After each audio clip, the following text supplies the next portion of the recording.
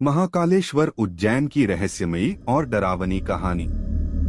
उज्जैन, जो प्राचीन काल से ही एक आध्यात्मिक और रहस्यमयी नगरी रही है, यहाँ स्थित महाकालेश्वर ज्योतिर्लिंग का अपना एक अनोखा महत्व है।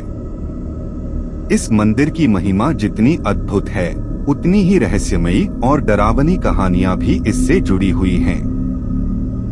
आज हम आपको एक ऐसी ही सच्ची घटना पर आधारित डरावनी कहानी सुनाने जा रहे हैं, जिसे सुनकर आपकी रूह कांप उठेगी। रात का भयावह अनुभव। यह कहानी 1995 की है, जब राजीव, जो कि एक युवा शोधकर्ता था, उज्जैन के मंदिरों और तांत्रिक साधनाओं पर अध्ययन करने आया था। उसने सुना था कि महाकाल मंदिर के आसपास रात के समय कई अजीब घटनाएं होती हैं। उसकी जिज्ञासा उसे उस ओर खींच लाई। एक दिन वह महाकाल वन मंदिर के पास स्थित घना जंगल में कुछ लोकल साधुओं से मिलने गया। साधुओं ने उसे चेतावनी दी कि रात के समय मंदिर के आसपास ज्यादा देर न रुके, क्योंकि यहाँ भूत प्रेत और तांत्रिक शक्तियों का वास है। परंतु राजीव एक विज्ञानवादी व्यक्ति था, उसे इन बातों पर विश्वास नहीं था। उसी रात अमावस्या थी।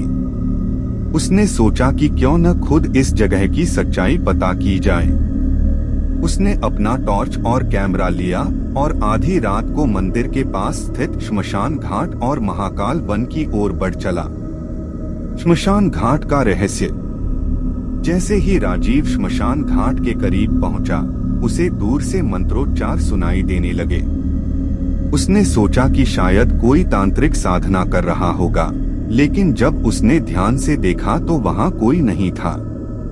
तभी उसे एक हल्की ठंडी हवा महसूस हुई और अचानक उसके कैमरे की बैटरी खत्म हो गई। अचानक उसे ऐसा महसूस हुआ जैसे कोई उसके पीछे खड़ा है।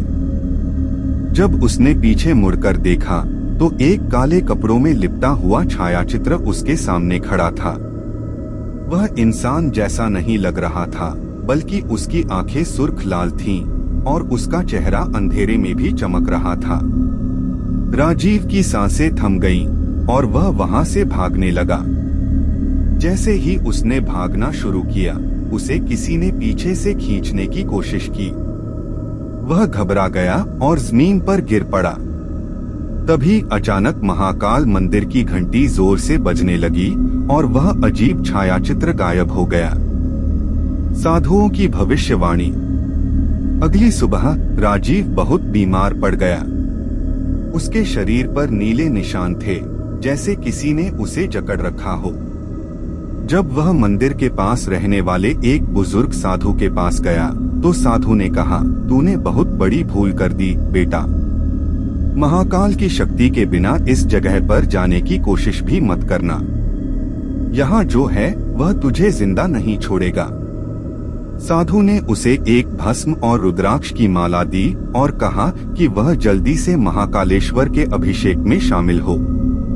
जब राजीव ने मंदिर में जाकर भस्म आरती देखी और भगवान शिव का जलाभिषेक किया, तब जाकर उसकी तबीयत ठीक होने लगी। क्या था वह रहस्य? स्थानीय लोगों के अनुसार महाकाल वन और श्मशान घाट में कई तांत्रिक साधनाएं की जाती हैं और कुछ शक्तियां वहां अभी भी सक्रिय हैं।